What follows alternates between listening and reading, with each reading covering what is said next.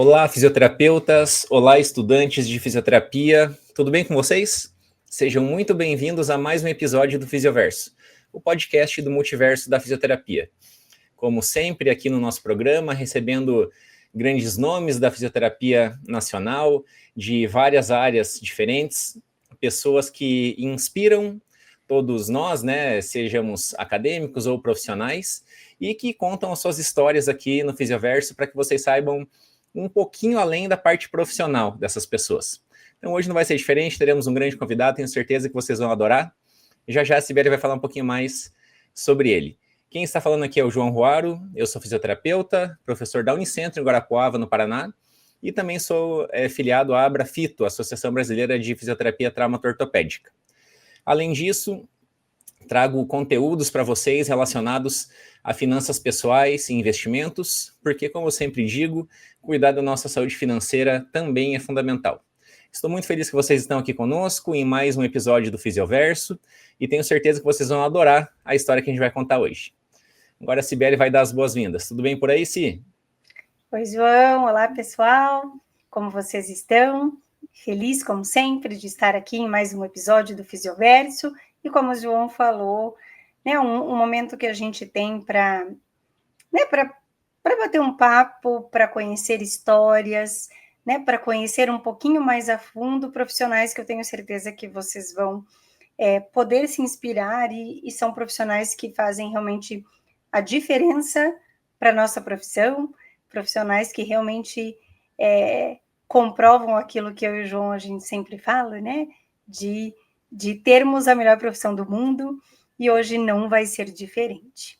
Eu tenho certeza que vocês vão adorar o nosso convidado de hoje, uma pessoa muito estudiosa, uma pessoa que atua numa área que talvez para muitos pareça uma área mais nova dentro da fisioterapia, mas que, na verdade, tem uma importância gigantesca e que eu tenho certeza que todo mundo vai gostar muito aí de conhecer um pouquinho mais.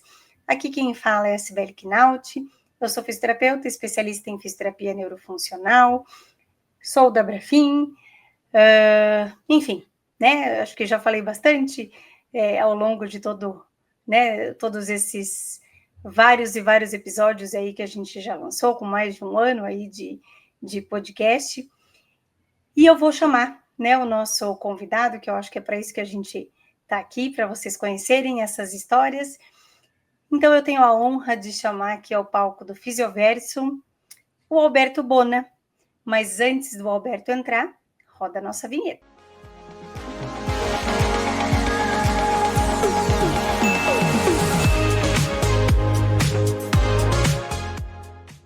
Seja muito bem-vindo ao Fisioverso, Alberto. Como é que você está? Tudo bem?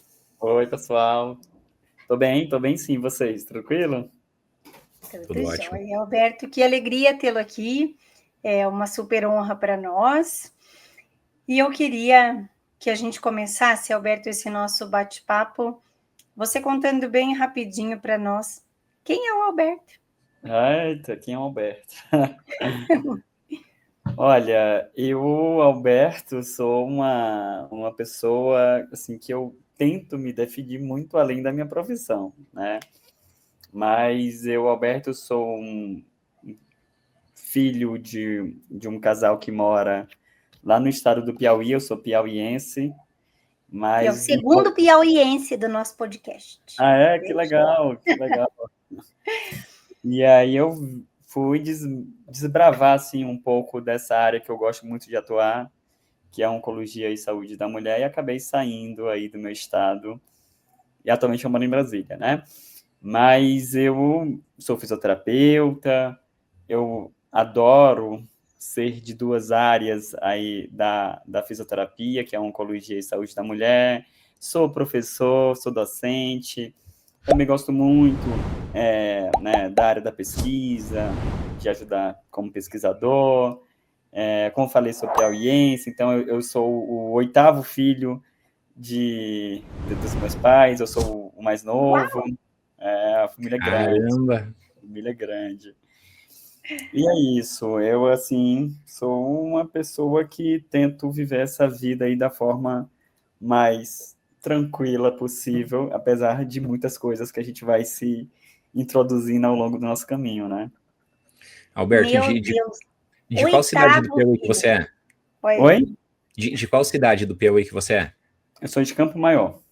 Campo Maior. É longe da capital?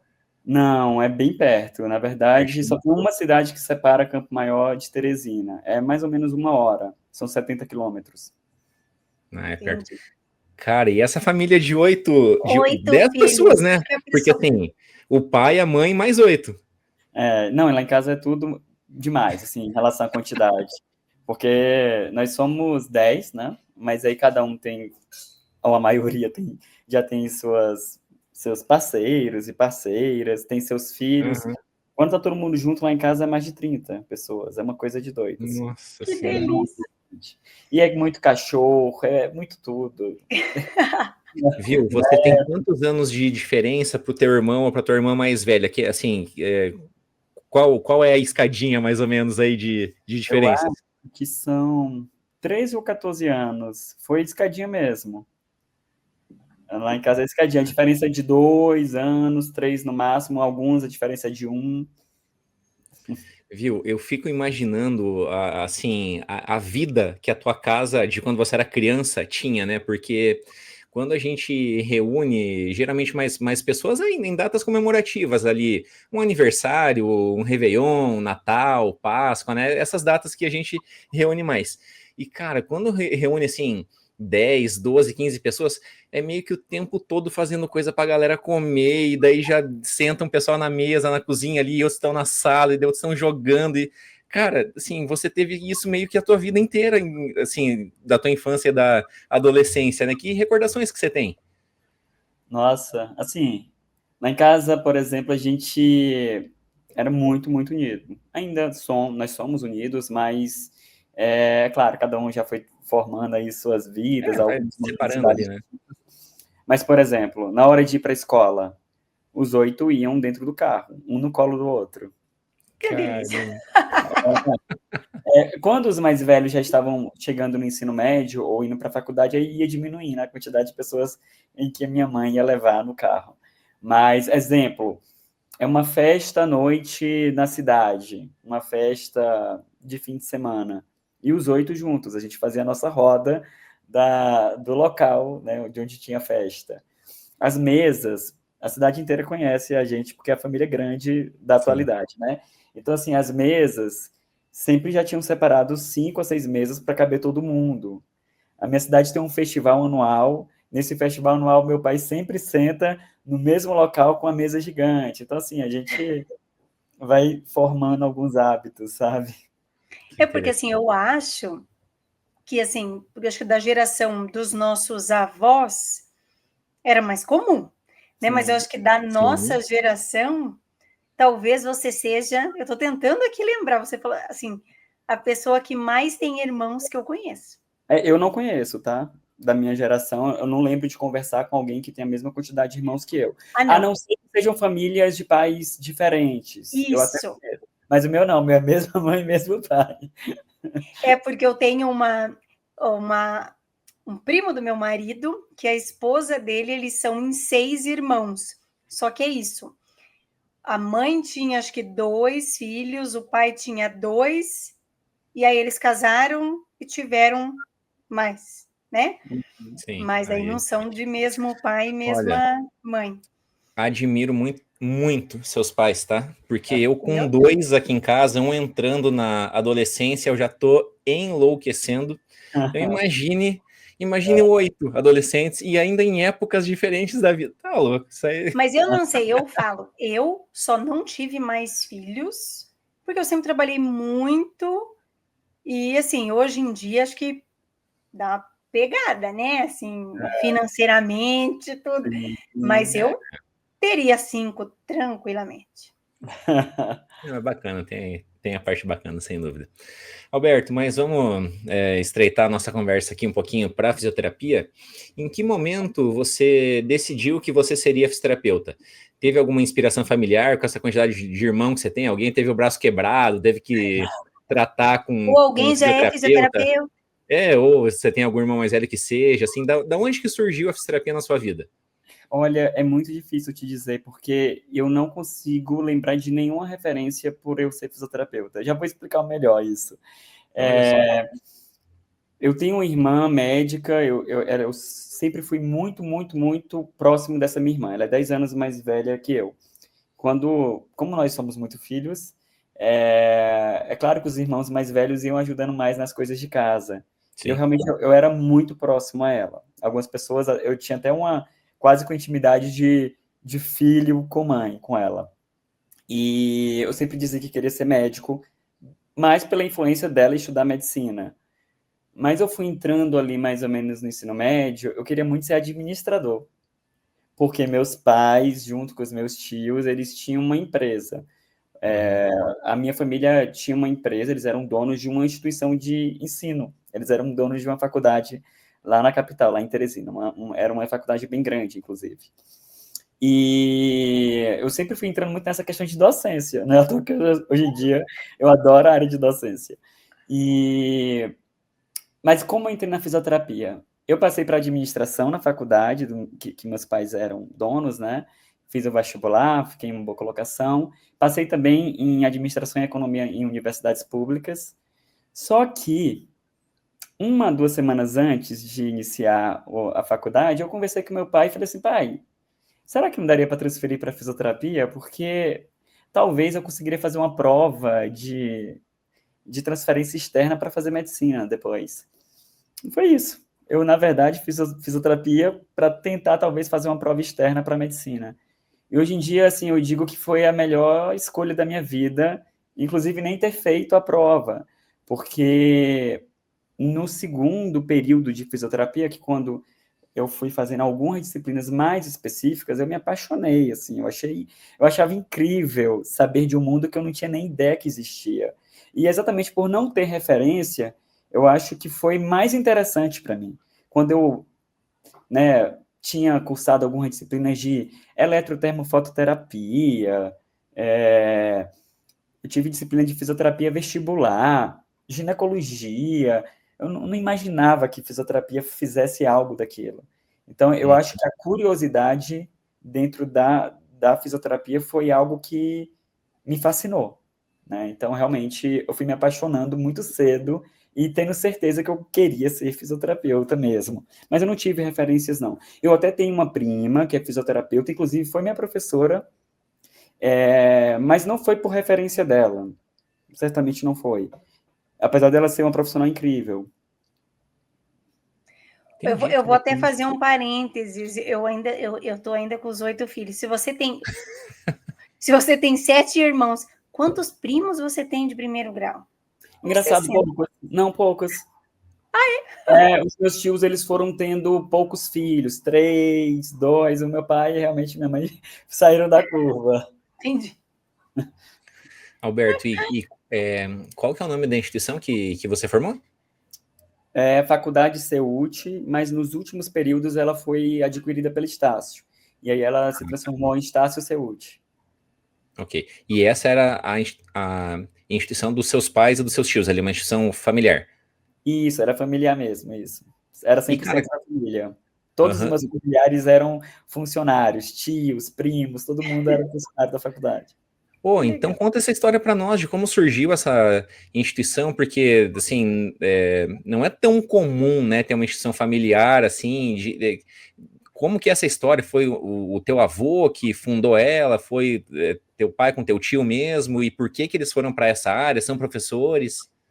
Eu não vou saber muito bem, mas vamos lá. Eu tinha um tio que ele era mais da área da educação, inclusive ele trabalhava no MEC, aqui em Brasília, e tudo começou, na verdade, como uma instituição filantrópica.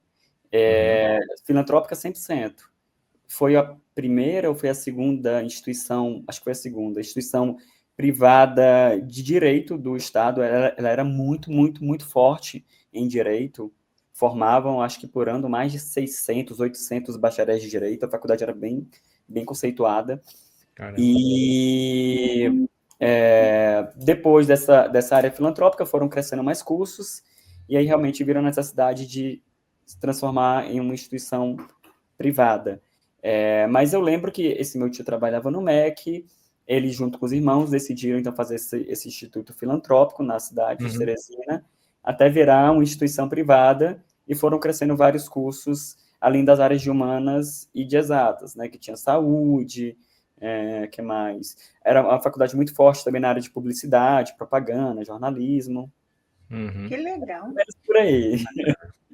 Bacana. Aí teus pais, então, venderam a instituição e compraram um mercado, né, para conseguir sustentar toda a família, os filhos, os netos. Ali. Em casa, aproveitando a vida. Ai, Coisa boa, maravilha. E aí, você formou fisioterapeuta, já gostava, então, você falou ali, você descobriu várias áreas interessantes na graduação.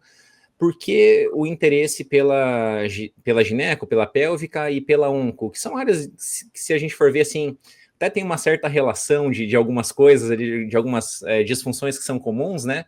Você já gostou por causa de algum professor, algum curso que você fez, depois que foi fazer alguma pós na área? Como que foi a evolução da sua carreira nessa área, ou nessas áreas, né, específicas? Então, eu tive uma professora que hoje em dia é uma grande, grande amiga, chamada Patrícia Ventura. E a Patrícia, engraçada, ela era conhecida como uma professora onde os alunos tinham mais resistência com ela. Ela era muito séria, no sentido de muito científica, ao mesmo tempo ela tinha um bom humor, mas os alunos não podiam entrar muito, assim, com bobeira com ela, porque ela era um pouco mais séria.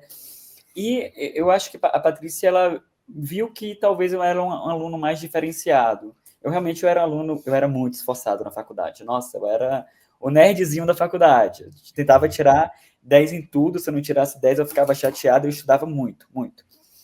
E essa professora era a professora das duas disciplinas, de oncologia e saúde da mulher. Então, ela me encorajou muito na época a ser monitor das disciplinas, a gente fazer pequenos congressos e simpósios regionais, locais. Eu geralmente era organizador desses simpósios, então fui entrando mais ou menos por aí. Mas, atrelado a isso, eu não sei te dizer também se teve alguma coisa correlata a isso, creio que sim, mas eu não sei aprofundar muito. A minha mãe, ela teve câncer de ovário, e foi bem na faculdade que ela teve o diagnóstico do câncer de ovário. No início foi um câncer bem localizado, fez os tratamentos, então achei interessante entender mais sobre o mundo da oncologia nesse momento. Só que ela teve uma recidiva desse câncer, então já foi um pouco mais complicada a segunda cirurgia. Ela precisou fazer uma reabilitação fisioterapêutica, porque geralmente em grandes cirurgias de câncer de ovário podem desenvolver algumas disfunções urinárias, anorretais, e realmente ela ficou com algumas disfunções, e eu acompanhei, eu já estava quase me formando, e eu acompanhei ela nesse processo de reabilitação.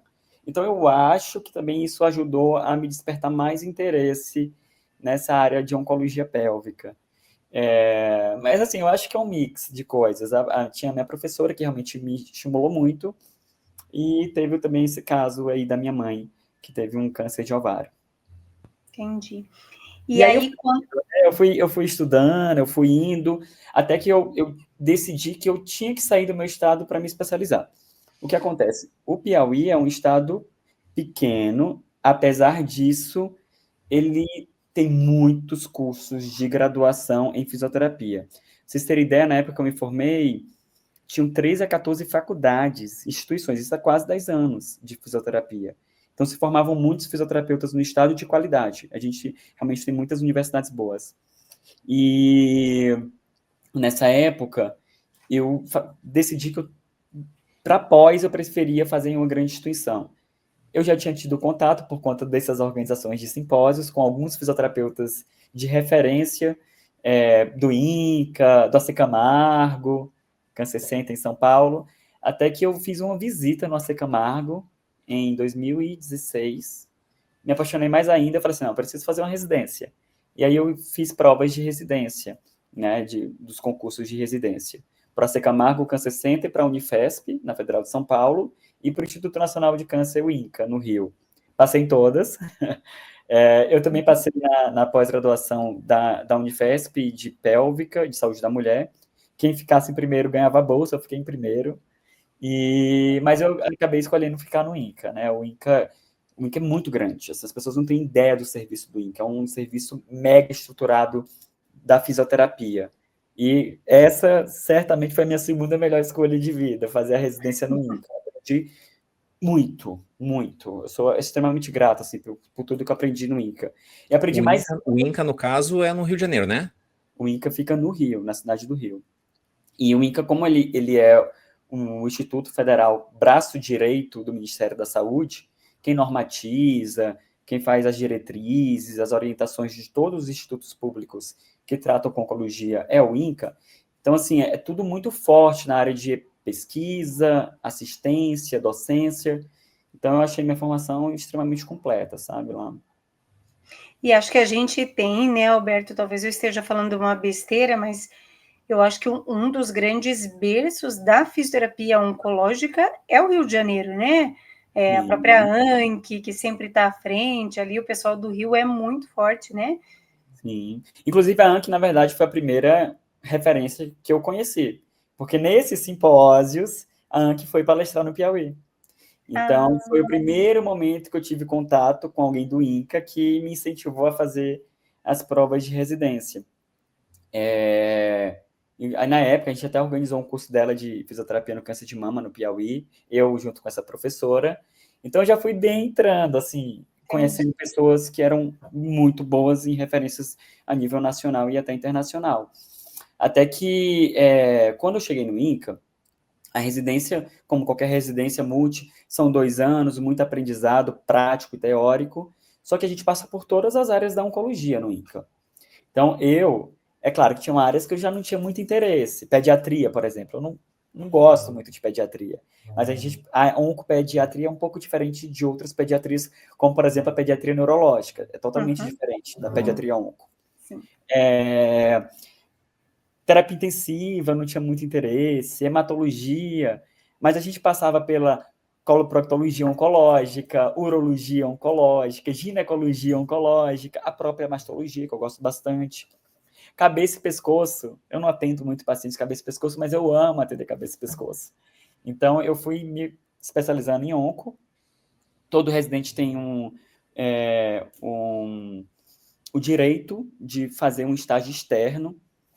E eu fiz um processo seletivo, eu fiz um estágio nos Estados Unidos, no MD Anderson Cancer Center, que fica em Houston, no Texas. O MD é o maior hospital de câncer do mundo.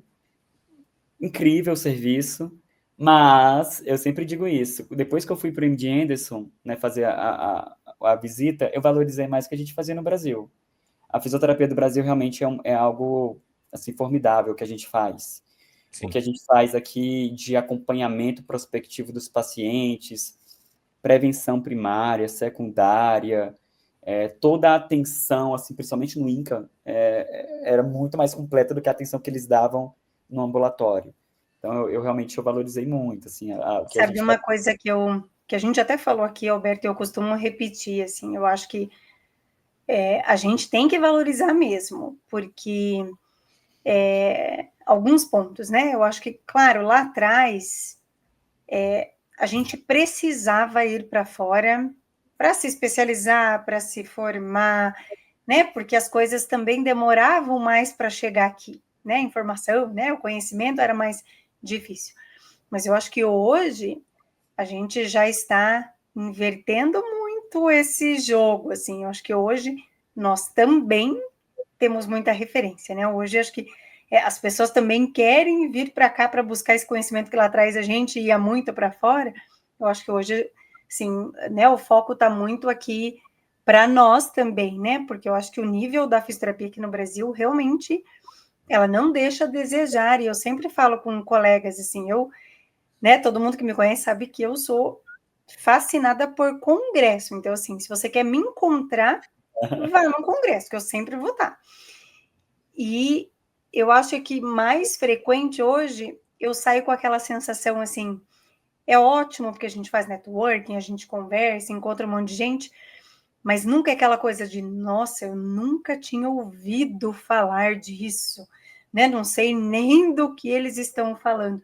Então, assim, aquela sensação de, nossa, que bom, a gente está fazendo certo, né? A gente está meio que na mesma linha que o resto do mundo, ou até em algumas coisas melhor, né?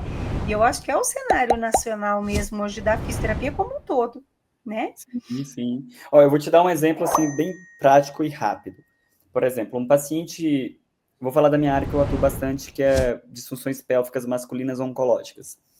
Um paciente que faz uma prostatectomia radical no INCA, ele automaticamente ele é visto pelo fisioterapeuta na enfermaria no pré-operatório, no pós-operatório imediato.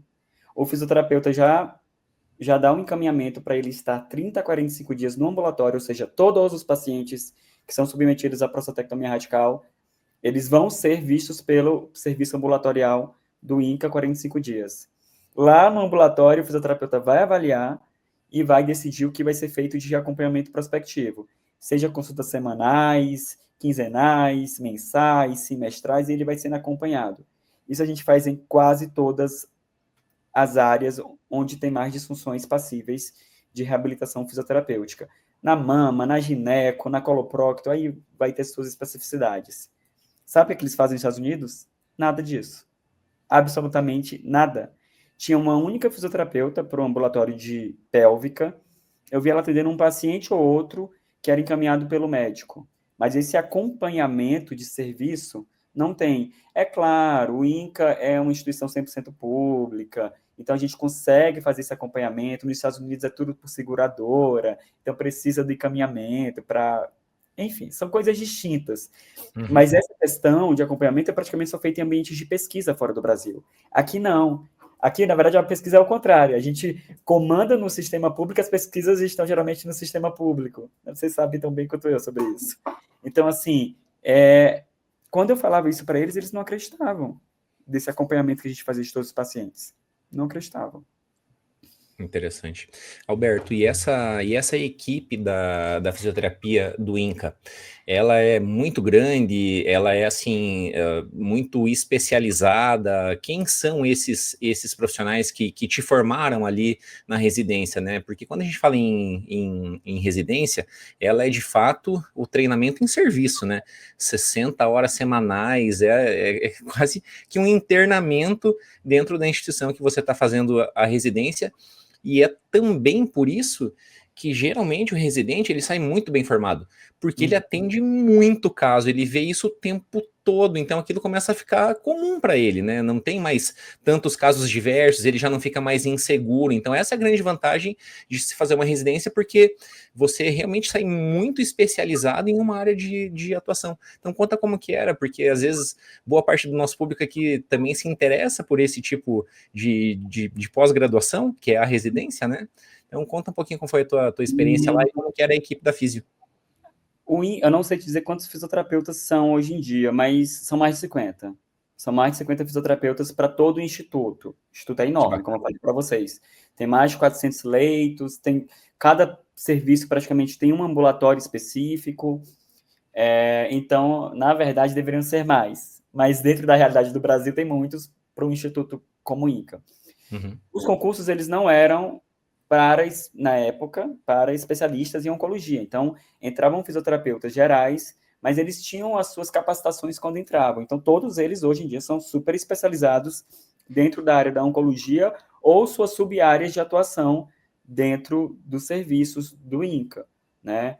É claro que lá dentro eles acabam atendendo várias outras questões oncológicas, mas a fisioterapeuta que fica, por exemplo, na oncoginecologia, ela também sabe muito, muito, muito de disfunções pélvicas não relacionadas somente ao paciente oncológico. E assim como cada uma das outras áreas. Então, eles eram muito especializados, é uma residência multiprofissional, então a gente tinha muita interseção com outras áreas da saúde, com os próprios médicos, com a enfermagem, com a nutrição, com a psicologia, com a assistência social, com a física médica. As pessoas nem devem saber o que um físico médico faz, mas o físico médico fazia parte da residência multi. Então, era muito completo. Então, e nós vivíamos mesmo aquilo, porque a maioria eram de fora do estado do Rio. E nós tínhamos alojamento, né? Todos os residentes do INCA podem ter direito ao alojamento. Então, a gente vivia junto, assim, quase 100% dos momentos, nós e os outros residentes, né? A fisioterapia junto com os outros. E era muito bacana, era muito bacana. Falando em residência, assim, residência em onco no Brasil, a gente tem até uma boa quantidade de residências em onco boas, tá? Completas como o INCA, não sei se tem. O AC Camargo tem uma residência muito boa, a Unifesp também, o Erasto Gartner, em Curitiba, inclusive, né? Que é ótimo. O Hospital de Câncer de Barretos, mas o INCA é diferente. Assim, realmente, o INCA é muito mais completo, eu acho. Pelas conversas que eu tenho com outros fisioterapeutas que fizeram residência nesses outros institutos. E é isso. Agora, em saúde da mulher, aí a gente tem poucas. Então, na verdade, eu até busquei tentar fazer provas para residências em saúde da mulher.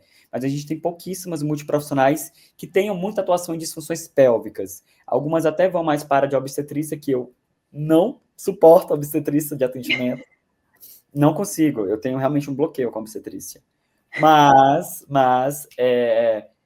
saúde pélvica a gente tem poucas. Então, acabei indo mais pela onco, e aí eu fui fazendo várias formações em pélvica, né, em disfunções pélvicas e saúde pélvica.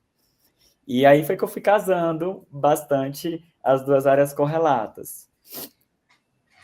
Mas só até fazer um parênteses aqui, para quem não sabe, eu acho que talvez a gente já falou em algum momento, mas, e eu particularmente sou de acordo, eu me lembro que na época até gerou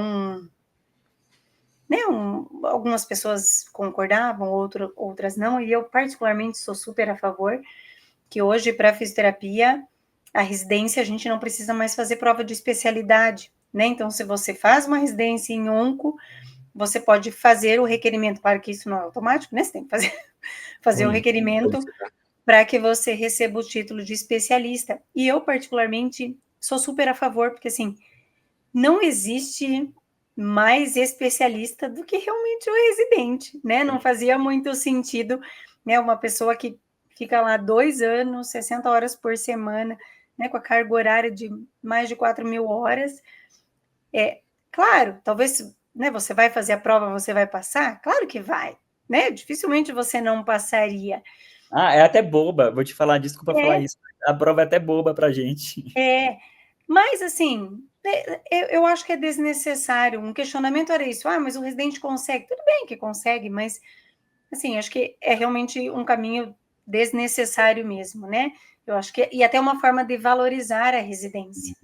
Porque ainda a residência na físio não é tão valorizada quanto é na medicina, por exemplo, né? Sim. Ainda. Hoje em dia já pode, né, fazer a solicitação sem precisar fazer a prova de especialidade. Na minha época, não. Na minha época tinha que fazer. Na minha época também não podia. E aí eu fiz.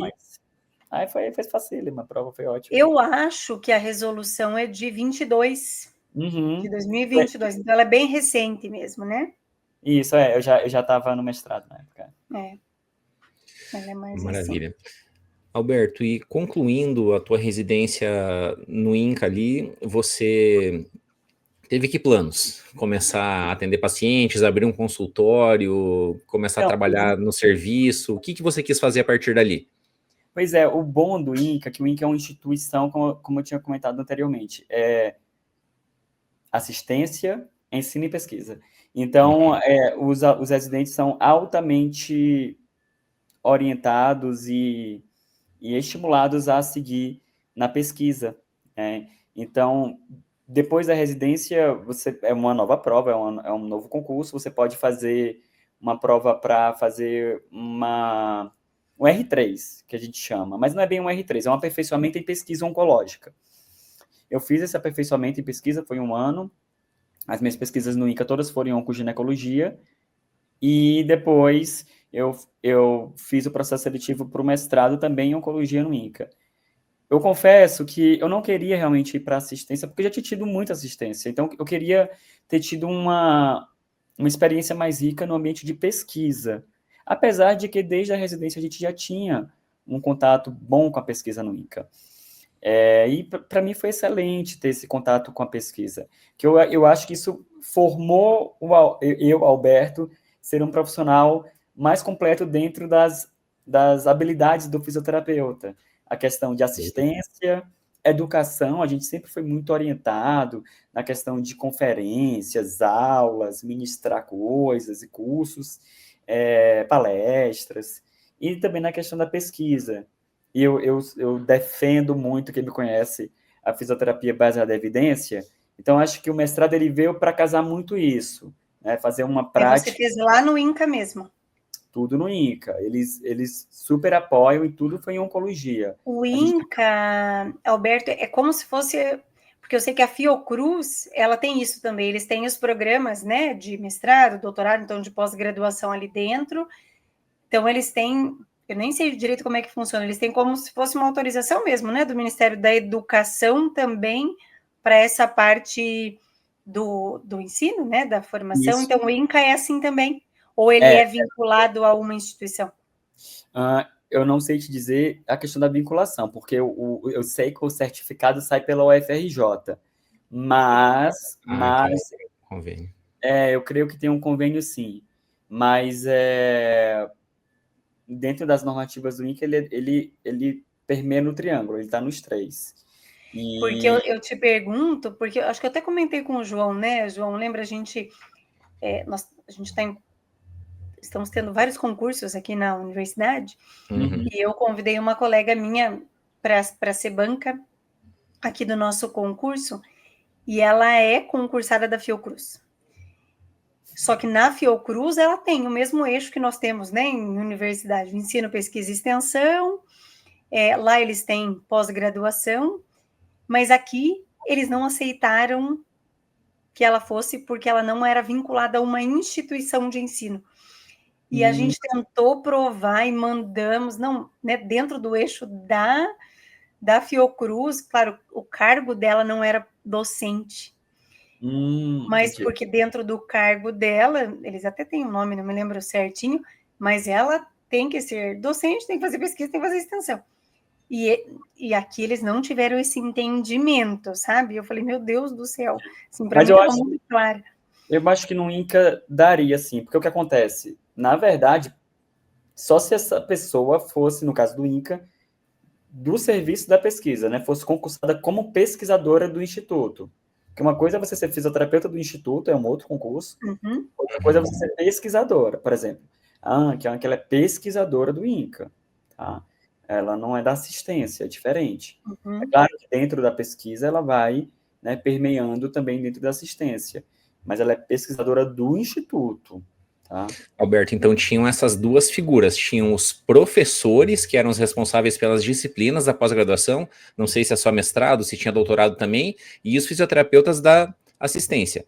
Esses docentes, eles eram também fisioterapeutas?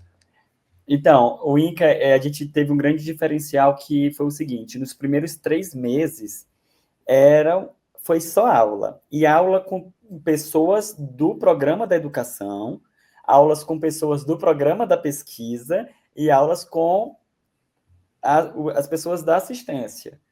Vou ter uma aula hoje para entender sobre o câncer ginecológico e o tratamento do câncer ginecológico. Aí, geralmente, eles chamavam uma ginecologista da assistência do INCA para dar essa aula. Mas outras disciplinas, como, por exemplo, carcinogênese, biologia molecular, outras áreas, geralmente os convidados eram os profissionais do ambiente da pesquisa da educação. Então, a gente permeava nos 3. Mas, por exemplo, no momento que a gente passava desses 3 meses, que eram de aulas mais intensivas, e ia mais para coisas específicas da fisioterapia, aí quem dava aula para a gente eram os fisioterapeutas do Instituto. Algumas vezes tinham convidados de fora, mas eram fisioterapeutas do Instituto. Então, antes a gente ir para todos os núcleos, né, das subespecialidades, a gente já tinha tido toda a teoria com os próprios fisioterapeutas, que seriam os nossos preceptores. Então você passou 5 anos dentro do INCA. Você fez os 2 anos da residência, mais esse 3º ano do aperfeiçoamento. Eu não sei se do mestrado foram 2 anos? Isso, foi isso mesmo. 5 anos de INCA, cara. Caramba, é uma Mas vida. sabe que você falando, eu tinha até esquecido, mas eu quase fui para onco. Porque eu fiz faculdade em Curitiba, né? E o Erasto em Curitiba é muito forte, sempre foi. E o Erasto, ele era o nosso hospital da universidade. Ele era conveniado com a universidade. Então, era um dos estágios obrigatórios que a gente tinha era no Erasto. Então, já era também um baita diferencial, né? Porque é difícil quando tem estágio obrigatório em hospital oncológico, né? E aí, na minha época, que eu sou mais velhinha, né? Não existia essas... Hoje, resolução de estágio, não tinha nada disso. Então, a gente fazia estágio desde o primeiro ano da faculdade, né? O coitado dos pacientes. E eu comecei a fazer estágio voluntário no Erasto no segundo ano. Então, eu fiz 3 anos de estágio voluntário no Erasto, todos os dias. Eu lembro que era das 2 às 7. Eu ia todos os dias para o Erasto. O meu TCC foi no Erasto e nós tínhamos aula à noite. Então, assim, até por isso que eu tive muito contato com os residentes, né? Porque eram eles que ficavam com a gente, davam aula. Eu aprendi a aspirar um paciente no Erasto, no meu estágio voluntário, por uma residente. E assim, ela, né, a gente acabou ficando muito amigo, porque era ela que me acompanhava o tempo todo. E eu falo até hoje, esses tempos, fiquei anos sem vê-la. Hoje ela mora em Santa Catarina, e num congresso, eu nem sei, acho que foi em Minas Gerais, a gente se encontrou por acaso, e eu falei, nossa, eu aprendi a aspirar com você. Até hoje, eu me lembro, ela me ensinou no corredor, super didático. Mas aprendeu, isso é o que importa. Aprendi. Maravilha. Alberto, em que momento houve essa tua mudança, então, do Rio, que você fez a tua formação ali, para Brasília, que é a cidade que você mora hoje? Na verdade, eu mudei ano passado, fez 1 ano agora. É mais recente. O meu marido, ele passou em um concurso público, ele já era concursado no Rio, e aí ele passou em outro concurso e a gente veio morar aqui. Mas andam... Pretensões de voltar. Isso que eu ia falar, já tenho formiguinhas contando que quer voltar. Porque aí, como é um concurso federal, ele precisa aí passar 2 anos para fazer a solicitação, só que no caso você teria que virar home office. Então, a gente tem que esperar e aguardar para ver se ele é da área da saúde, não? Não, ele é engenheiro de software. Entendi. Área de Mas TI. você está na universidade aí, né? Em Brasília? Não, aqui eu só estou em consultório, né? Eu nem conseguiria estar em universidade, gente, eu não tenho tempo. Minha vida tá muito... Ele é internacional, João. Você está achando o quê? Você está falando com qualquer um? O que acontece? Eu estou permeando muito pela educação e assistência. Depois que eu finalizei o mestrado, realmente eu até ajudo no que der para ajudar na questão de pesquisa de alguns colegas, mas é um pouco mais por trás, nada muito por frente, assim. Mas a questão mesmo que eu estou mais é na questão de educação, principalmente sou professor de várias pós-graduações, sou coordenador de pós-graduação em fisioterapia pélvica online do Instituto Aprimore, e dou muito curso de formação nos finais de semana. Então, na semana atendo pacientes e no final de semana estou viajando dando curso. Então, minha vida está meio doida, está meio doida. Alberto, essa questão da formação na fisioterapia pélvica, ela, assim, evoluiu muito rapidamente na fisioterapia, né? Qual que é a tua opinião sobre como isso se deu e a qualidade dos profissionais que a gente está formando hoje, assim, pensando na necessidade que os pacientes têm, claro, né? O paciente ortopédico também tem essa necessidade, neurológico, dermatofuncional, que seja ali, mas as disfunções pélvicas, elas talvez tenham uma certa urgência em alguns momentos, não é verdade? Como que você avalia que se deu essa inserção do fisioterapeuta? Se a gente for ver, até entrevistamos recentemente uma outra colega super gente boa, a Silvana, que é lá de Recife, ela falou que ela começou a atuar na área. Puxou Isso, uma figura, né? ela falou que ela começou a atuar na área em 97. Veja, a nossa profissão é de 1969, né?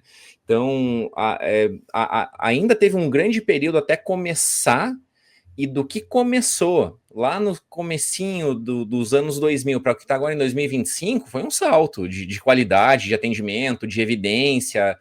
Como que está hoje a formação do fisioterapeuta na pélvica? Então, aí eu vou tentar fazer um correlato com a onco para fazer algumas diferenças.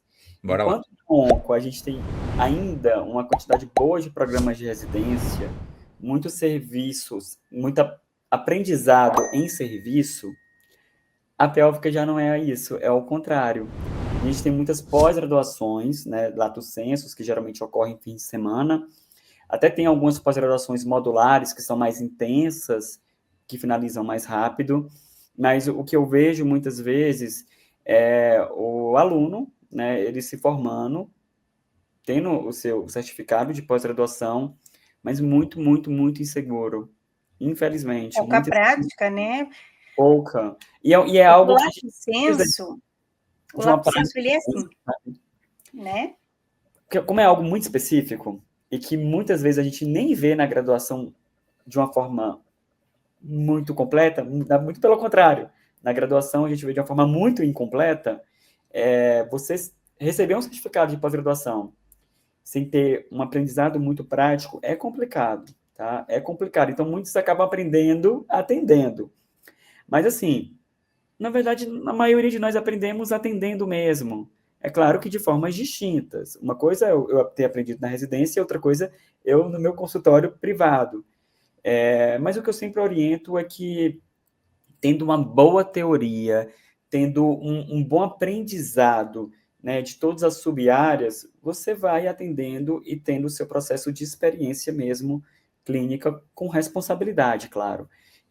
Mas, infelizmente, assim, Cibele e João, eu recebo mensagens diariamente, e não é uma, nem duas, de pessoas me enviando casos clínicos, e eu falo, olha, que legal que você me procurou, e eu vou tentar te ajudar da melhor forma possível, mas tenta fazer uma formação mais específica, porque, assim, quando a gente vai desmembrar a saúde pélvica, é muita sub-área dentro. É coloproctologia, é ginecologia, é urologia, é oncologia pélvica, é neuropélvica, então é muita sub-área.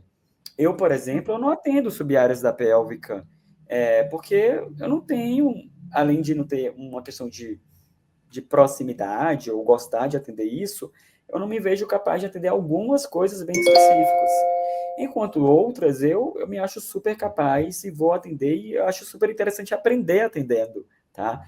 Mas a gente tem que ter cuidado. Eu vejo que muitas pessoas atendem com um conhecimento ainda muito raso e vão pedindo ajudas. Então, eu sugiro realmente fortemente que as pessoas tentem fazer formações mais completas, com pessoas mais referenciadas, e depois vão aprender realmente no processo prático de aprendizado mesmo, de atendimento. Mas uma vantagem que eu vejo também, né, Alberto, que pelo menos hoje essas formações existem. Então, assim, as pessoas precisam ir atrás. Eu concordo muito com você, não que, assim, quando todos nós nos formamos, a gente sai inseguro pra caramba, né? Sim. Assim, é fato, né? Claro que tudo que a gente tem na graduação, ela acaba não sendo suficiente, né? Mas faz parte. Mas eu concordo com você que, assim, geralmente, um estágio obrigatório na neuro, todo mundo tem, na orto, todo mundo tem, na respiratória ali, hospital, todo mundo tem. Mas, se a gente for pegar uma dermato, assim, o aluno não teve, talvez, essa vivência tão grande, né, em atendimentos, na própria saúde da mulher, na pélvica, em algumas especificidades, na própria onco, não são, talvez, áreas que a gente realmente tenha um pouco mais de vivência, né? Então, isso, claro, que deixa um pouquinho mais inseguro do que as outras que a gente já sai inseguros. Mas isso também não é desculpa, né? Você foi atrás de formação, e eu acho que isso que as pessoas precisam. Eu acho que hoje em dia, e a gente acabou de falar disso, né? Antigamente, a própria Silvana, né? Ela contou aqui para nós, ela teve que ir para os Estados Unidos para aprender a usar um biofeedback, para fazer as formações. Hoje não precisa ir tão longe. Hoje se tem aqui. Então, eu acho que na área de vocês a gente tem muito curso, muita formação boa, e que, claro, vai ter a vivência que você teve no INCA de estar atendendo 200 pacientes por dia? Não. Mas pelo menos te dá uma base muito boa para você começar, né, ali os seus atendimentos e começar de uma forma mais segura, né, e segura para para si e para o paciente, né? E acompanhar serviços, muitos serviços públicos do Brasil, é possível você fazer esse acompanhamento em serviço. As pessoas pensam muito, eu tenho que pegar. Não, gente, quando você vê como é que é o atendimento, você acompanhar como é que o fisioterapeuta ele vai fazendo desde sua avaliação, tratamento, isso é muito rico. É muito rico. Porque, assim, fazer o exame, exemplo, vou fazer um exame de um toque vaginal. Realmente você só vai entender coisas bem específicas fazendo o exame. Mas você vê todo o preparo e cuidado, isso já é muito rico para vocês. Então, assim, eu realmente sugiro para quem faz as suas pós-graduações, e eu sou coordenador de uma pós-graduação online, que tenha a possibilidade de ter vivências práticas e ir atendendo e ganhando suas experiências. Mas eu concordo com você. Hoje em dia a gente não precisa realmente ir para fora para ter um aprendizado.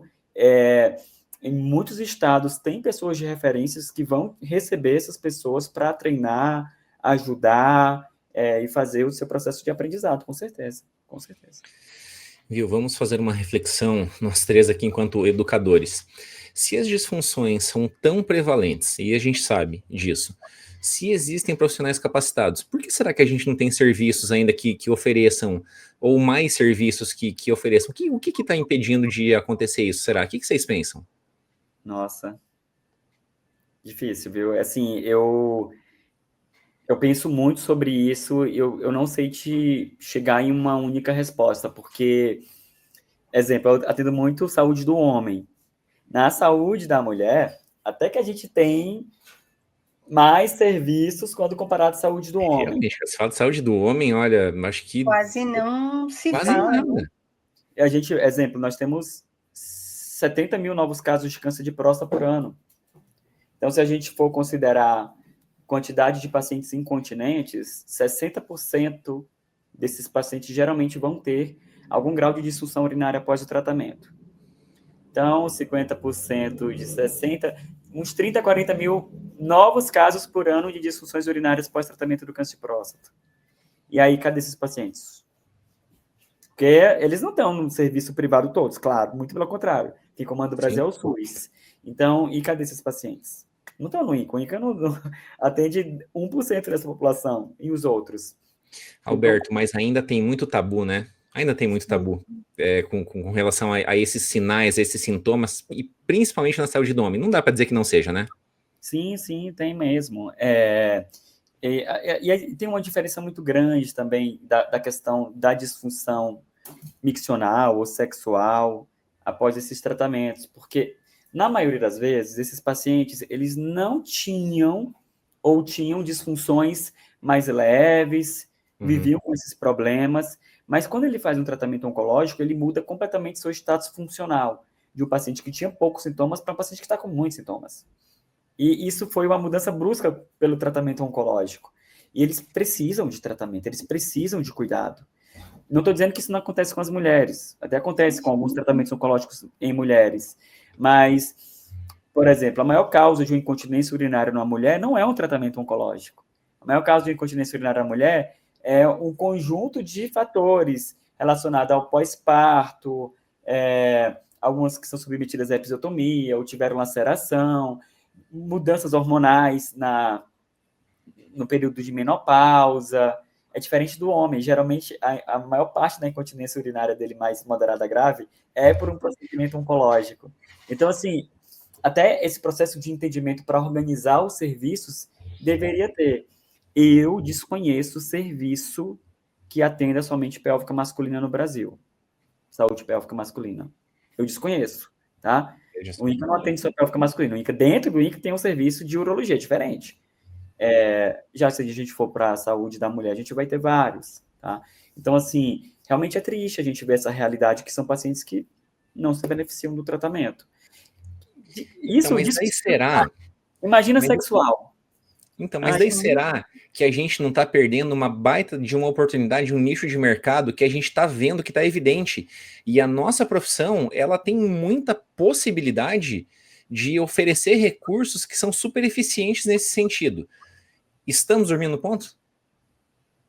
Pois é, assim, mais ou menos, porque se você conversar com fisioterapeutas que atuam em saúde pélvica, muitos vão falar assim, eu atendo muito paciente pós-prostatectomia radical. Assim, muitos vão falar isso para você. Agora, pergunta para eles quantos fizeram realmente formações, capacitações para esse público. A minoria fez. Atende esses homens como se estivesse atendendo uma disfunção pélvica feminina. E não é a mesma coisa. Não é a mesma coisa desde a fisiopatologia ao entendimento da resposta natural da doença, ao entendimento de recursos específicos. Então, o que eu vejo, às vezes, também é uma falta de formação específica em saúde pélvica. E não tem, gente, não tem também essa formação. Tirando no mundo privado, eu dou cursos, né? O Mauro, lá no Rio, também dá bastante cursos de saúde pélvica masculina. A Carla Lemos, em São Paulo. Eu conto no dedo, assim, de uma mão, quem dá formações disso no Brasil. A gente está falando de um país que tem mais de 200 milhões de habitantes. Então, assim, realmente. E foi aí que eu acho que eu me destaquei. Eu consegui ver que tinha um gargalo na educação de saúde pélvica, principalmente oncológica e masculina. E eu falei assim: olha, eu gosto muito disso, eu vou por esse caminho. Eu vou por esse caminho, que é um caminho que eu domino. Eu gostaria de educar pessoas, né? Mas aí eu acho também, né, que assim, são muitos pontos ali vocês falando, né? Eu acho que, como você disse, eu acho que num geral, claro, né, ainda faltam muitos, mas a gente falar em saúde da mulher, a atenção é maior, né? Como falar da saúde da criança, tem um impacto, né? Saúde do idoso. Aí quando a gente vai para o adulto, para o adolescente, que é uma coisa que a gente fala bastante, né? O adolescente, coitado, ele é um largado no mundo, porque o povo da pediatria não quer, o povo do adulto não quer. Então ele fica ali, você não sabe para quem que leva, né? Mas eu acho que, assim, são, assim, na minha cabeça, assim, não sei qual seria o modelo ideal, né? E acho que essa é uma discussão longa, né? Eu já tive essa discussão muitas vezes, por exemplo, com a Cris, que era presidente da Abrafisme, né? Assim, o que é... Porque quando a gente fala de saúde da mulher, é extremamente amplo, né? É uma coisa muito transversal. Você concorda que saúde da mulher, eu posso estar falando da neuro, da onco, da ortopedia, enfim, né? É muito, muito, muito amplo. Quando a gente fala de saúde pélvica, aí é diferente. Sim, Porque sim. aí eu estou falando pélvico, todo mundo tem, o homem tem, a criança tem, a mulher tem, né? Todo mundo tem. Mas aí a gente está falando de disfunções muito específicas. E aí que eu acho que entra um pouco o ponto, porque a gente não tem serviços de saúde pélvica. Como você falou, dentro do INCA, eu tenho um serviço de uro, eu tenho um serviço de gineco, eu tenho um serviço, né? Aí eu tenho várias coisas separadas, mas eu acho que ter um serviço de saúde que lide mais, né? Unicamente com saúde pélvica, eu acho que mais raro, nem sei se tem. Pensando num serviço público grande, né? Também acho que eu desconheço. E aí, se a gente nichar mais isso dentro de um serviço que lide com saúde pélvica, aí o olhar para o homem, olhar para a mulher, olhar para a criança, que também não é a mesma coisa. Sim. Né? Talvez idoso, enfim. Aí já é um mundo também um pouco mais específico. E aí, quando a gente entra nessa especificidade, a gente tem que olhar para a questão financeira também, no sentido de qual é o gasto, qual é a estrutura para eu montar um serviço desse tamanho, né? Eu tenho profissionais, você acabou de falar, talvez na fisioterapia a gente não tenha profissionais para, talvez, apesar de que se a gente juntar todas essas, a gente teria, mas talvez da saúde do homem e da saúde da criança, acho que a gente ia dar uma penada. Sim, com certeza. Sim. Né? O que acontece também, já que você está falando, eu também comecei a pensar aqui algumas coisas. Exemplo, onde estão a maioria dos serviços em saúde da mulher, de fisioterapia em saúde da mulher ou pélvica feminina? Estão em hospitais grandes de maternidades ou institutos de ginecologia. Uhum. A pélvica entraria onde? porque ela permeia por urologia, ginecologia e coloprocto. Não tem lógica de fazer um serviço de disfunções pélvicas e um ambiente de coloproctologia que atenda urologia e ginecologia. E aí também faria todas as interseções ficariam estranhas, os serviços. Porque na medicina a gente divide por uro, gineco, coloprocto. A gente mistura não, né? Junta todos em saúde pélvica.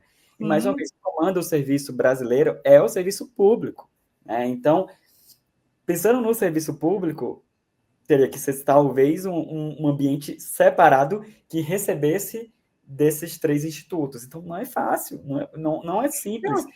Quando a gente discute isso, né? Desculpa, João, mas quando a gente discute isso, e Deus o livre, Cris, não estou falando que é errado, pelo amor de Jesus, mas às vezes até na especialidade a gente precisa até pensar, porque né, você é especialista em saúde da mulher, é o teu título. Sim, sim.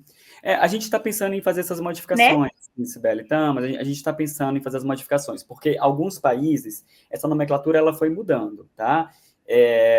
Alguns países, por exemplo, a especialidade é a saúde da mulher e pélvica. Em alguns países, a especialidade é a saúde da mulher, do homem e pélvica. Então, assim, aumentando o escopo da especialidade, realmente vai enriquecer e facilitar a abertura, talvez, de serviços, por exemplo. E até assim... Isso é natural, é natural conforme o amadurecimento que a especialidade vai, né? É o que provavelmente vai acontecer na saúde da mulher, tá? Assim, estão tendo movimentações reais da associação para que tenha realmente uma contemplação maior. Mas saúde do homem eu acho um pouco mais complicado no Brasil, porque apesar de, pensando em sistema público, a gente já ter as regulamentações, saúde do homem não é só saúde pélvica. Saúde do homem entra questão de dislipidemias, hipertensão, doenças cardiovasculares, outras doenças mais prevalentes no homem, acidentes automobilísticos, outras coisas que são comuns ao público masculino. Com certeza. E aí é que eu acho que entra mais ainda a dificuldade, porque que fisioterapeuta que está preparado para atender esse tipo de público? Porque eu, por exemplo, eu sei saúde pélvica masculina. Isso eu sei. Muito bem. Mas e essas outras áreas? Eu não me garanto, não. Claro. Inclusive, desculpa, só terminando, inclusive, eu estou finalizando um livro. Próximo ano a gente vai lançar um livro de fisioterapia nas disfunções pélvicas masculinas. Eu sou o autor principal desse livro, com mais outros 2 autores. O livro vai ficar gigante, lindo. O livro está ficando maravilhoso. E vieram muito com essa questão, Alberto, tenta fazer fisioterapia em saúde do homem. Eu falei assim, gente, não dá porque eu não tenho domínio de conteúdo nem para revisar um capítulo de saúde do homem cardiovascular. Então, assim, a gente tenta, né, abraçar todas as áreas ou possíveis, mas eu acho que o mundo da especialidade é isso, é você tentar agregar e fazer suas interseções da melhor forma possível, mas entregar na maior qualidade possível que a gente faz, né? E isso é importante, né, Alberto? Porque, assim, quando a gente opta e decide, né, por uma especialidade, isso tudo tem que ser levado em conta. E pensando de novo, né, no que você já falou aqui algumas vezes, o que move a saúde no Brasil é o serviço público. Então, assim, a partir do momento que eu coloco que vai ter um especialista nisso, a gente precisa ter gente capacitada e formada para fazer. Sempre foi uma coisa que a gente brigou muito dentro das associações, né? Porque assim, a gente quer, eu quero valorizar o especialista. Eu quero que, né, algumas coisas entrem no SUS, enfim. Mas aí eu não tenho pessoas lá no Amapá que vão fazer isso, o governo não vai incluir. Sim, porque a gente não pode.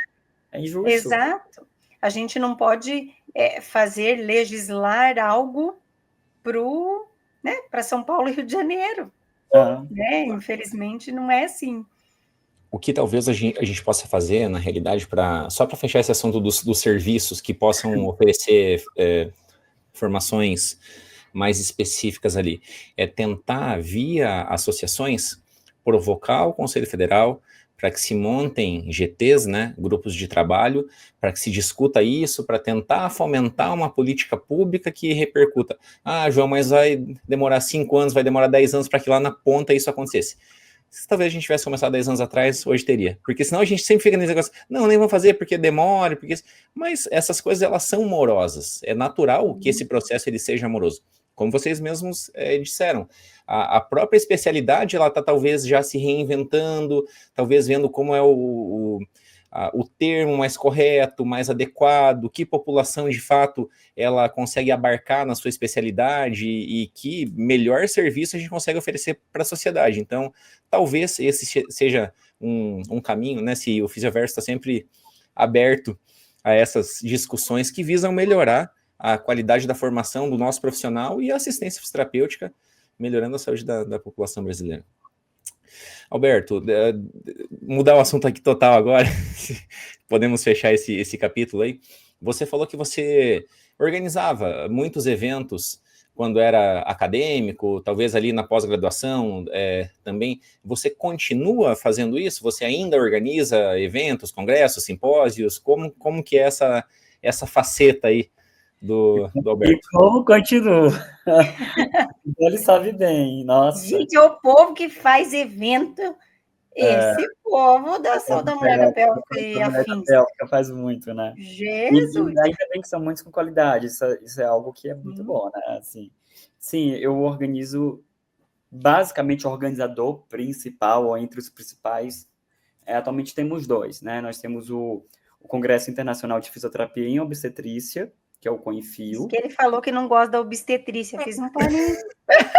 Eu gosto de atender, é diferente. Mas o que acontece? Nós temos um instituto, que é o Instituto Aprimore, que eu sou o coordenador da pós-graduação de pélvica, e o Alexandre Delgado, que é um grande amigo meu, é o coordenador da de obstetrícia. Então, a gente sempre se ajuda em tudo que der para se ajudar, né? Nós somos realmente uma equipe.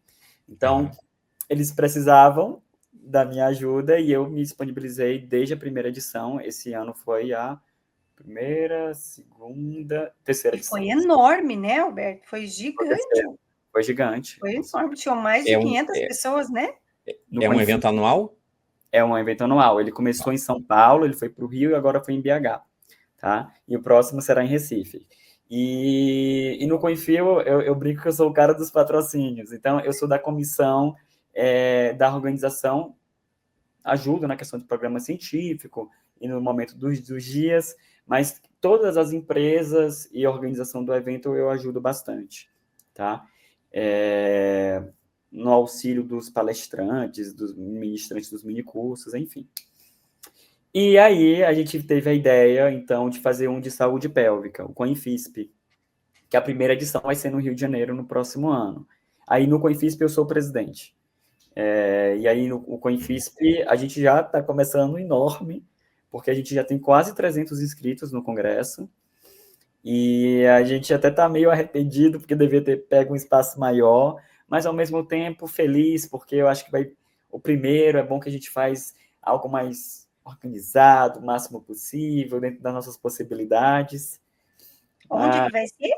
Vai ser no Prodig, onde foi o COINFIO do ano passado. E... Qual é a data? É no último final de semana de abril. Abril de 2026. Isso, abril de 2026. E vai ser incrível. Assim. A gente está chamando a Chantal do Moulin, vai vir, né, do Canadá. Vamos ter... Eu contei para eles, João, que a Chantal, quando eu fui para Montreal fazer o meu mestrado, eu acho que ela estava ou terminando o mestrado ou começando o doutorado, mas a gente estudava junto. Ela foi aluna do co-orientador do Beto. Que bacana. E ela é a pesquisadora mó, assim, do Canadá. A Chantal deve ter mais de 300 publicações. Por aí, tá? É algo bizarro, assim. E a gente conseguiu realmente juntar muita gente boa do Brasil inteiro para o Congresso. Então, eu ajudo no que me pedem. Por exemplo, Alberto, a gente quer fazer o Congresso, não sei aonde me ajuda, eu ajudo. E aí eu vou perdendo o meu dia a dia, ajudando todo mundo. Mas eu adoro ajudar. Mas, assim, realmente essa questão de organização pega bastante o meu tempo. Porque eu sou com certeza. muito organizado nesse sentido. Se no momento que eu me disponho a organizar ou fazer algo, eu vou tentar dar meu máximo sempre. E conta para nós agora dos cursos internacionais também, que não é uma pessoa só nacional. Eu comecei a dar muita aula de pós-graduação, ali quando eu finalizei a residência, estava entrando no R3, na pesquisa, até que foi vindo a necessidade das pessoas me chamarem para dar cursos de capacitação e cursos de formação aqui no Brasil. Eu não sei dizer muito bem com quantos estados eu já rodei não, mas eu já devo ter rodado aí dando cursos em mais de 14, 15 estados. E começaram a vir algumas propostas para fora. A primeira vez que eu dei curso fora foi no México, lá na cidade de Querétaro, que tem um instituto grande de formação de fisioterapeutas. E eu dei, acho que 3 semanas na Argentina. Próximo ano eu vou dar em Portugal também. Estou organizando outros cursos na Argentina, no Paraguai. Vou começar a dar mais cursos fora. Realmente bem legal. Aí, ó, exportando o conhecimento fisioterapêutico brasileiro. Antigamente nós importávamos conhecimento, na verdade, estamos exportando. Então, e é impressionante, porque não tem, gente, esse conhecimento o Brasil é muito, muito forte em fisioterapia em saúde da mulher e pélvica. É muito forte. Né? Então, a gente, com certeza, deve estar no top 3 de maiores pesquisadores, quantidade de pesquisas, serviços, enfim. E saúde pélvica masculina, aí que não tem quase nada nos outros países. Quando eu fui dar aula na Argentina, era impressionante. As alunas olhavam para mim, tipo, eu nunca ouvi falar disso. E isso é legal, porque assim, quando eu vou falando, vou ministrando, eu vou abrindo um leque de possibilidades em um outro país. E foi a mesma coisa no México. Eles nunca tinham ouvido falar de nada do que eu estava falando. Parecia que eu estava falando de algo novo, e não é algo novo. Mas para eles eram, né? Eles não têm. Que é. Alberto, e o mais bacana disso que você falou é que a Argentina, ela é muito vanguarda na fisioterapia. A Argentina começou a estudar sobre fisioterapia, a formar fisioterapeutas que formaram muitos fisioterapeutas no Brasil há muito mais tempo atrás, há décadas, sabe? Então, eu acho que lembra que a gente entrevistou o Edu? Sim. E ele contou para nós, eu não quero falar besteira, mas assim, tipo, acho que o primeiro curso foi em 1894, foi assim, um negócio... Eu tenho essa mesma recordação, eu acho que foi século XIX, já se formavam kinesiólogos, né? Que é o título que eles têm lá. Então, cara, assim, é uma formação lá mais do que centenária. E nesse aspecto, eles não evoluíram de certa forma como a gente evoluiu. Então, vejam como é interessante, né, essa análise aí. E outra coisa, assim, o que eu percebo também nos países latino-americanos, e também foi a mesma coisa nos Estados Unidos, não mudou muito, são muito tecnicistas. Eles são muito utilizadores de recursos. O olhar clínico de você entender realmente... Global, né? Etiologia, fisiopatologia, enfim, os tratamentos disponíveis. Realmente, o Brasil, a gente... também é bem mais avançado, tá? E sabe o que eu vejo, assim, também? E eu acho que isso faz a diferença, talvez, assim, os outros países latinos poderiam ter também, mas eu acho que o Brasil ainda está à frente. Mas eu acho que essa nossa habilidade também de conversar, de olhar como um todo, essa humanidade, eu acho que, claro que a gente não vai generalizar, né, mas, assim, num contexto geral, da gente conseguir enxergar além da condição de saúde, né, além do que o paciente talvez nos procurou, isso faz a gente, né, a gente acaba sendo mais curioso, a gente vai investigar mais, a gente vai querer dar mais do que ele pediu, né, e eu acho que, e se a gente pensar, né, americano, o próprio canadense, eles são muito... que o fisioterapeuta brasileiro é xereta, né, Sibeli? É isso que você está falando, né? A gente gosta de uma conversa. Gosta. Não, e eu acho que assim, e esse pessoal, né, o próprio europeu, mas americano, eles são muito curto e grosso, assim, não tô falando que eles são mal educados, né? Mas, assim... É algo natural, São mais objetivos. Isso, mas Sim. talvez um excesso de objetividade, porque, assim, eu acho que ser objetivo é importante, mas quando a gente fala de saúde, vai além, né, assim, porque às vezes o paciente nos procura com dor, né, aquela dor não é só uma dor, né, independente de onde seja, Viu? ela tem muito mais por trás daquilo que às vezes a xeretice, você fica ali, né, conversa, isso já, a gente já pesca alguma coisa que vai fazer diferença a hora que a gente for fazer a nossa intervenção. Você Ai, lembrei de um exemplo, lembrei de assim, você contando sobre essa objetividade, né, do pessoal do hemisfério norte, vamos falar assim, principalmente os europeus e os americanos. Teve um colega lá da UFRN, Fernando, ele estava, não me lembro se era fazendo o doutorado ou pós-doc, alguma coisa dele lá nos Estados Unidos, ele rompeu o LCA. Foi consultar com o ortopedista lá, aí avaliou, e aí o ortopedista falou assim, olha, eu posso fazer essa cirurgia aqui, A, B e a C. Exemplo, né? Enxerto de semitendíneo, ou de tendão patelar. Ele foi dando as opções ali. E aí pediu pro Fernando, qual você quer fazer? Daí o Fernando falou assim, mas qual que é a sua maior expertise, que possibilidades que eu vou ter no pós-operatório, qual que você sugere? Ele falou assim, não, você não entendeu. Você tem essa opção A, B e a C, é você que escolhe. Sabe, assim, viu? É você. Assim, os caras não vão ficar floreando ou dando outras possibilidades ou falando mais, destrinchando mais como a gente é, não vou dizer mais acolhedor, mas talvez um pouco mais preocupado com o que vai acontecer com o paciente, né? Tentar esmiuçar todas essas possibilidades que tem, mas acho que de fato isso é uma coisa que é muito brasileira. Não, com certeza. Ó, assim, na pélvica, por exemplo, a gente tem algumas subáreas que não dá para você ser tão objetivo. Não dá e nem deveria. Exemplo, disfunção sexual. Não dá. Eu fui voluntário do serviço do ambulatório de sexualidade da Universidade Federal do Rio por 2 anos. É um serviço que já existe há muito tempo. Nunca teve um fisioterapeuta só do serviço, vão rodando alguns fisioterapeutas, e aí a professora da Federal me convidou na época. Eu saí de lá porque eu vim para o Rio. Quer dizer, porque eu vim para Brasília. E assim, eram histórias tão complexas. Imagina um ambulatório de sexualidade no Rio de Janeiro.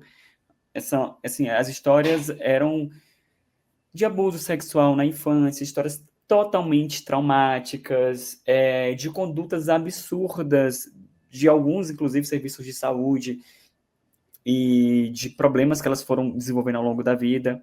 Não tem como você ser objetivo demais. Não pode, você não deve ser. Você tem que ouvir essa pessoa, tá? Senão você não consegue fazer com que essa pessoa se abra ao ponto de você decidir qual é a conduta mais ideal. Eu lembro de uma fisioterapeuta, de uma aluna. Olha, gente, eu misturei fisioterapeuta e aluna porque o meu marido acabou de passar e ele pegou a chave, e a minha cabeça ficou doida. Eu tive uma vez uma paciente que o psicólogo me encaminhou, automaticamente ela estava se tremendo inteira. Muito, muito, muito, muito tremores. E, óbvio, já imaginei que tinha alguma coisa estranha, porque ela não estava com tremores quando ela estava só com o psicólogo. E aí, quando eu chamei ela para atendimento, essa paciente comenta comigo que simplesmente tinha dor na atividade sexual, e ela foi me explicando todo o processo. Quando a gente estava com 30 minutos de conversa, de muita escuta ativa, eu vejo que ela parou de ter tremor. E aí, esse é o momento que, então, eu pergunto, posso te fazer uma pergunta bem sincera? Ela, claro. E agora ela já estava com 30 minutos de conversa, muito à vontade comigo. Por que você estava com tanto tremor? E aí ela já volta a ficar nervosa, mas ela me explica. Alberto, uma vez eu fui no serviço da Unidade Básica de Saúde na cidade do Rio, e simplesmente o médico me avaliou, eu expliquei essa situação da minha dor na atividade sexual. Ele falou assim, tem um fisioterapeuta aqui que atende. Aí ela, não, mas atende essa área? Não, mas ele atende outras áreas, ele vai conversar contigo e vai te dar algum encaminhamento. Na hora ela fica esperando o fisioterapeuta, o fisioterapeuta grita assim no meio da unidade básica de saúde: ei, você é aquela que não consegue dar uma? Entra aí. Você imagina? Ela vendo um outro fisioterapeuta homem atendendo ela na unidade. E aí, mais uma vez, aí você percebe como tem que ser cuidadoso, obviamente, tudo claro.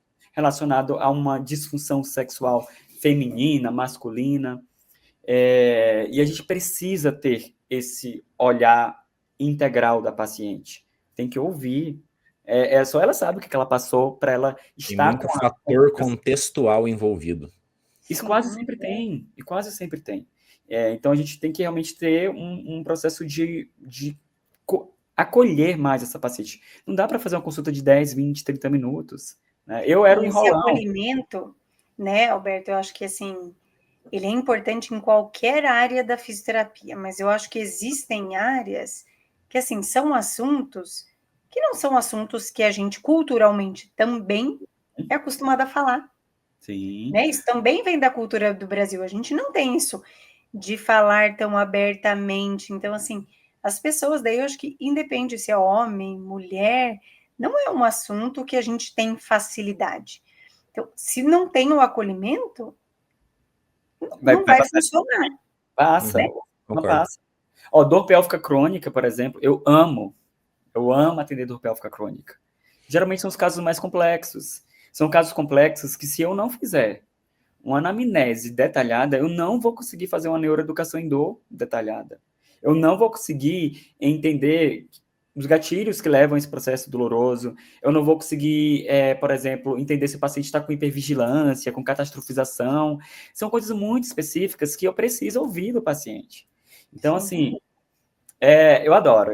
Eu sou aquela pessoa que, se pudesse passar 1h20, 1h30 na primeira consulta, eu passaria, mas assim, fazendo uma consulta 100% de escuta e direcionamento. Eu adoro. Que bacana.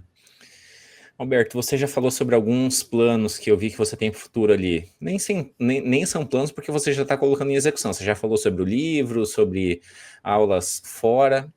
O que mais? Doutorado, gente. Eu tenho que fazer doutorado. Eu tenho que fazer. Nossa, todo mundo, Alberto, doutorado. Eu estou com algumas dificuldades exatamente por estar em Brasília.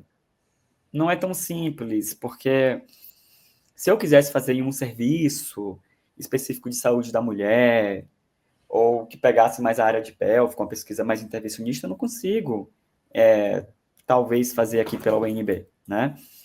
E se eu fizer fora, eu vou ter que fazer algumas disciplinas obrigatórias presenciais, e eu vou ter que ficar 1, 2 meses, 3 meses lá. E não é tão simples para quem dá aula quase todo fim de semana, para quem tem família, para quem tem uma cachorra que está aqui pedindo para passear o tempo todo enquanto eu estou fazendo o Fisioverso com vocês. Então, assim, eu estou tentando manejar. Ao mesmo tempo que eu acho que já está na hora, eu também sou bem pé no chão de falar assim, vai ser no momento que for. Mas eu tô com bastante vontade, realmente, já de iniciar um doutorado. Estou vendo as possibilidades. Já aproveita, já gruda na Chantal. Sim, claro, eu não sou boba, né? Eu não sou boba. eu realmente, eu tenho muita, muita vontade de fazer um sanduíche no Canadá. E aí lá tem algumas universidades muito boas. Eu também tenho vontade de fazer na Austrália, também seria um lugar bem bacana. Mas eu acho que na Austrália seria um pouco mais complicado. Acho que o Canadá seria mais fácil. É que o Canadá, eu acho que tem uma facilidade que eu acho que é mais parecido com a gente, sabe? Assim, por mais que eles sejam tropical, diferentes, né? Canadá. Super tropical, super. Nossa, essa parte, o calor é ótimo, uma maravilha. Mas eu isso. acho que é mais parecido. Eu tenho que fazer esse doutorado, aí vai ter o livro, o congresso. Aí, se você quiser, Alberto, eu e a Silvana, a gente está combinando de fazer o pós-doutorado na mesma época, no mesmo lugar, juntas. A Silvana ama o Canadá também. Não, mas a gente está querendo ir para um lugar mais quentinho, nós, assim, para o sul dos Estados Unidos, tipo Texas, Miami, assim, um negócio mais, tipo mais Flórida. calor, mais calor. Mas é isso, eu acho que, assim, deixa eu ver outros projetos. Voltar para o Rio, É um projeto. Voltar pra... Mas isso esse eu tô vendo que tá no número 1. Não, mas assim, ao mesmo tempo, eu também entendo que é um processo, né, assim, de tempo. Então vai chegar o nosso momento da gente se organizar nessa questão também de cidade. Mas é isso. Acho que tá bom, né? Curso. Acho que tá bom. Já tá bom. Tá bom. Eu tenho muita vontade de um dia ser pesquisador mesmo de um grande instituto, mas ao mesmo tempo, ser um grande pesquisador vai me tirar outras coisas que eu gosto muito. Essa questão, por exemplo, de estar viajando, dando cursos, não é fácil para um pesquisador no Brasil. Ele não tem essa facilidade, não. Às vezes nem pode, pela questão, né, de conflitos, de interesse, etc. e tal. Então, eu fico meio que na dúvida ainda, aonde o Alberto quer chegar. Mas eu estou bem, de onde eu estou feliz. Talvez eu queria ter um pouquinho mais de tempo descansando. Eu preciso me dar descanso. Eu tô um pouquinho atarefado demais. Esse é o mal do momento de todos nós, né? Eu falei esses dias, não sei quem que eu encontrei, eu falei, meu Deus do céu, eu me pego com tanta frequência falando, não, agora eu vou acabar isso, aí depois que eu acabar isso, eu vou parar. A hora que eu vejo, eu já tenho 3 vezes disso e não parei. E só vai se acumulando, né? A gente vai, não... Meu Deus. Faz parte. Muito bem, muito bem mesmo. Alberto, e quem quiser te encontrar, quem quiser saber um pouquinho mais sobre você, te acompanhar, quais são os caminhos mais fáceis? É só estar no aeroporto de Brasília que vai me encontrar. Tá eu no Congresso e o Alberto no aeroporto. Se no aeroporto você me acha. Toda sexta-feira é só estar lá. Ou então na segunda-feira de manhã também estou chegando. No meu Instagram, eu sou muito ativo no meu Instagram. Acho que está aí o @ né, Alberto Bona. Diariamente eu posto meu dia a dia de atendimentos, sobre os congressos.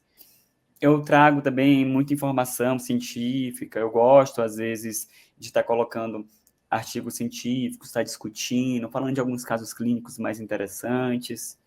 Mas o meu Instagram, já vou avisando, ele é uma mistura de pessoal com profissional.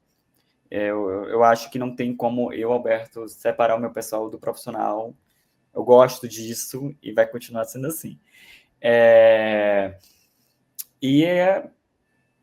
Eu sou super aberto às pessoas entrarem em contato comigo com outros lugares também. No WhatsApp, é só me pedir meu WhatsApp no Instagram, se for algo interessante ou que eu possa ajudar, pode contar comigo, que a gente pode conversar, bater um papo melhor. É isso. Eu acho que é isso. Show de bola. Em Brasília, vocês provavelmente não vão me achar. Então, é mais fácil me achar em algum outro canto. É isso. Se quem quiser te encontrar... também acho que hoje, fora os congressos, no Instagram também, não sou nem um pouco ativa, sou o contrário, acho que o povo também já está cansado. Eu juro que eu tento, toda semana eu penso, não, eu vou começar, mas não dá tempo.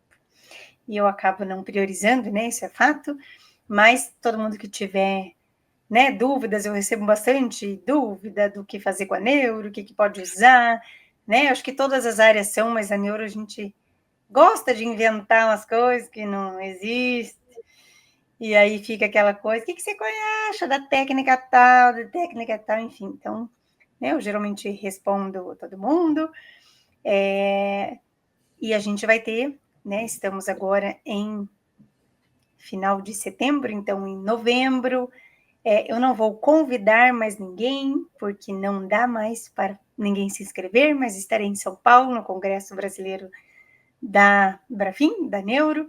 Estamos com mais de 1.600 inscritos, não cabe mais nenhuma pulguinha, né? Então vou fazer inveja, mas estaremos lá. Então tem um monte de curso pré-congresso ainda, então para quem quiser fazer os cursos pré-congresso, acho que ainda tem vaga. E é isso. E você, João? Maravilha, pessoal. Quem quiser me encontrar no Instagram, @investidordoutor. Como falei lá no comecinho do episódio, eu trago assuntos relacionados a finanças pessoais, investimentos, porque é super importante nós aplicarmos parte do nosso tempo para aprender sobre finanças e investimentos, porque o nosso eu lá do futuro vai agradecer bastante se a gente tiver educação financeira desde agora e souber quais os melhores caminhos para a gente investir, pensar em moeda forte também, porque é importante diversificar tanto em moedas quanto em geografias, aprender sobre esses assuntos vai fazer você pensar um pouquinho diferente e vai fazer você ser mais consciente sobre como você tem que se planejar financeiramente para o futuro. Então, fica o convite para você me seguir se tiver interesse sobre esse tipo de conteúdo. Eu vou ser o case de sucesso dele, Alberto. Dólares para trocar, eu acho que vou ter que te falar contigo. Aí, ó, é isso aí, vamos lá, vamos trocar ideia. Alberto, muitíssimo obrigado pelo tempo que você disponibilizou aqui para o Fisioverso, tenho certeza foi uma conversa que todo mundo que está acompanhando aqui adorou, porque fomos em vários caminhos aí, e você foi mostrando um pouquinho de como você galgou posições para estar aonde você está hoje, e esse eu sempre falo que é um ponto comum de pessoas que estão aqui no Fisioverso. Geralmente, para não dizer sempre, são pessoas que estudaram muito, e você foi só mais um exemplo de que vencer na nossa carreira requer estudo. Então, estou muito feliz de que você pôde contar a tua história, foi mais uma que reforçou aquilo que a gente sempre defende aqui, que a educação realmente ela é transformadora, ela muda a vida de um profissional. Então, muito obrigado por trazer a tua história aqui para o Fisioverso. Eu que agradeço, que é isso, eu que agradeço. Alberto, obrigada de novo, fiquei bem feliz que deu certo, e acho que como o João colocou, assim, acho que quando a gente se propôs a fazer o Fisioverso, era isso que a gente queria, né, mostrar histórias, mostrar, né, como muitos colegas hoje vivem bem e felizes da fisioterapia, né, eu acho que, né, algumas vezes, acho que alguns de nós já ouvimos, né, mas a fisioterapia não dá futuro, a fisioterapia não dá para viver de fisioterapia, e eu acho que cada vez mais a gente vê que isso não é verdade, né? Eu acho que quando a gente faz direito, quando a gente estuda, quando a gente se dedica, não é fácil, mas não é fácil para ninguém, né? Eu quero que alguém diga, né? Pode ser advogado, pode ser médico, pode ser dentista, pode ser administrador, a vida não é fácil, né? Mas eu acho que quando a gente tem um propósito, quando a gente faz bem feito, quando a gente se dedica, quando a gente estuda, as coisas dão certo, né? A sorte bate na nossa porta, né? Quando a gente faz tudo isso, a gente tem sorte, né? E eu acho que a fisioterapia está aí, a gente mostrou de novo como a gente tem possibilidades, né? Eu não me canso de dizer que eu duvido que exista uma profissão com tantas possibilidades igual a fisioterapia nos traz hoje.